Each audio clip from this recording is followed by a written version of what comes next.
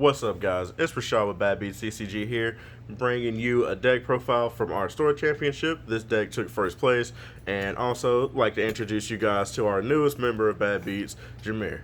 Hey, what's going on, guys?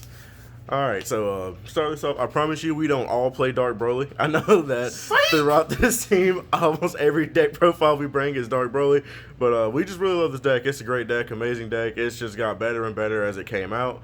But this is Jameer, guys. He's a great addition to the team. He's a really good player. He's been our testing partner for a while, and so we just thought it was time to bring him on, and we're gonna get into his deck profile. All right, so without further ado, we got Dark Broly and Paragus. Things been out since December. I believe my testing buddies Rashad and Giancarlo, the first ones to really break this deck. We don't really have to go over to the leader, so I'm just gonna break down like the ratios that I kind of used to win the store championship this past Sunday.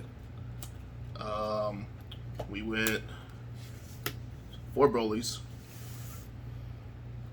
I did 3 balls because after turn 2s and 3 on, you're starting to create your warp and your drop, or making your own Brolys. So you really don't need the ball after that, except for like combo power.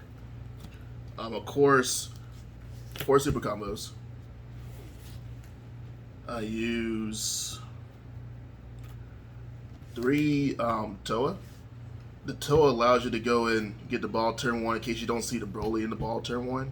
So at least you have something to play. Then for the core of the deck, I played 4 of this Broly because it comes out as able to warp a card from the drop and you're able to get a card from their hand so you can start pressuring them further on. I went with 3 of this guy because all he really does is just warps a battle card. Yeah, I've never been big on 4 of that card. I've only ever played 3 of it. Yeah, so I'm like, I just went to 3 because I can just keep getting it later on in the game. If they got like some bodies on the field, I still get a 30k on board. I'm going to forever stand by the rare one being the best one since it warps a card from their hand and they drop every turn. And there's a reason why you want to use this one a lot when we get into the new edition of the Dark Brolys. Right now I had 2 of the blocker ones. It's just a 30k blocker in case you got to go up against Majin Vegeta's, Gohan, or whatever silly stuff they got going on. Alright, that came out from Supreme Rivalry. I played 2 Dark Broly Vindicator. You can search it off with the Broly turn 3. I want to also emphasize that you can only really do these effects on Vindicator when you and your opponent both have 3 energy. So don't really set this up until turn 3. We played 3 of the Toa Ultimate Box Dark Brolys. And you can really you don't mind them getting milled with your leader effect because you can always get them from the warp via Vindicator when he EX evolves on the turn 3. And if you're playing that Broly, you might as well go on ahead and play this guy. Yes, sir. I mean, it's another 30k.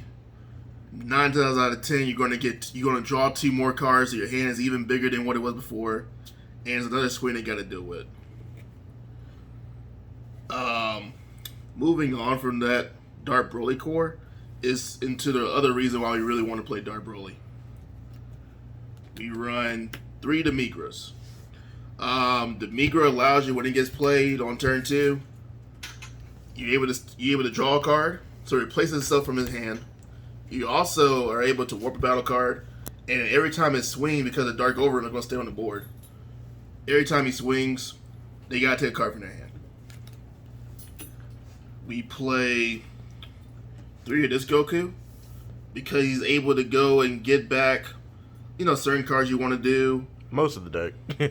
Almost everything's 3 or above. We also played 3 of this Vegeta.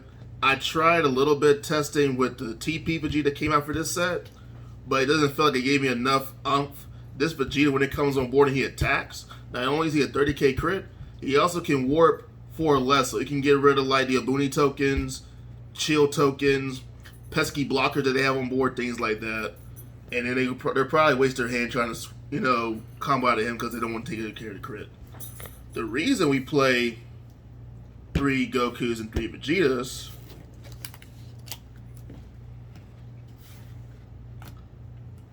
play 3 Gogeta Fearless Fusion. This guy, he comes on board. He's able to warp 4 or less Sonoran Barrier. So that takes care of the Mega Frieza Puteens. That takes care of those drums in the King Piccolo matchup. And you just continue to put on pressure.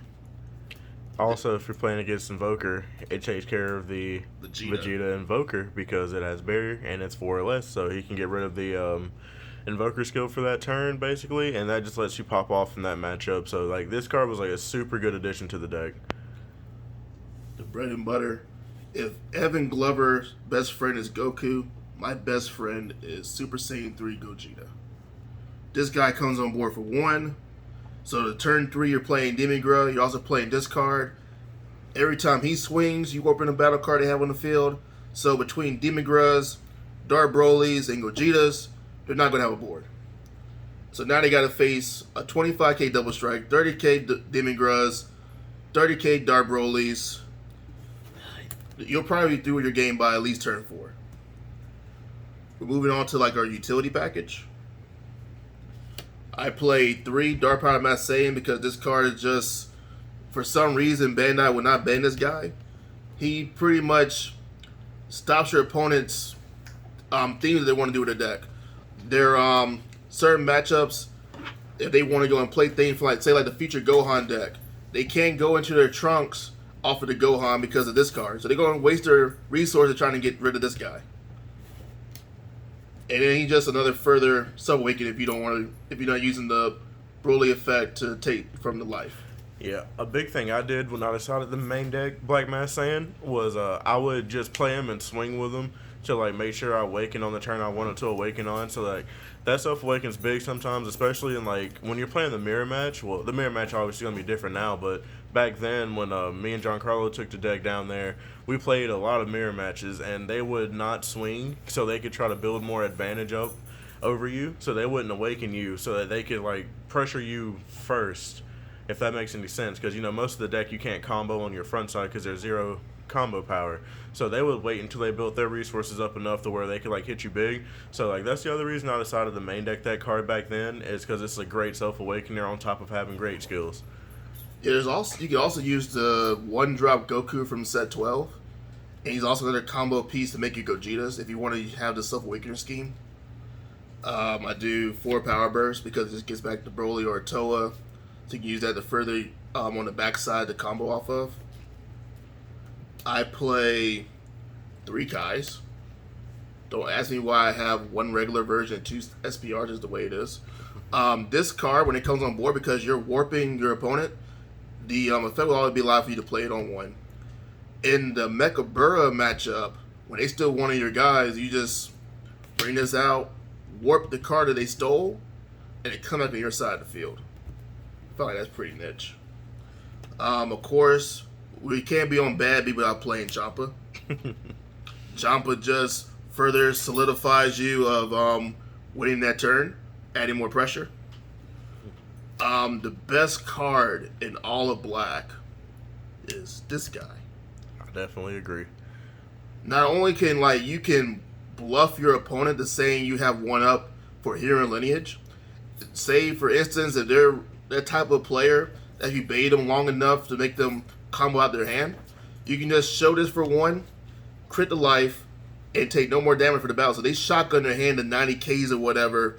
Now they're down combo power, and then when it comes to your turn, you're able to finish things off. And then the sticker rare I got for this deck is this girl.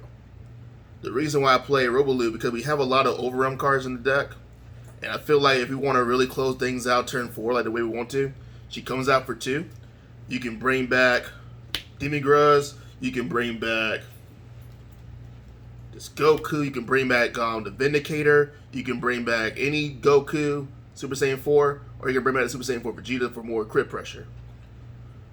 And then even if you are not for some reason able to finish the game off on that turn, any overrun piece that she summons stays on the board, and you can use her ability to send them back and then negate the attack.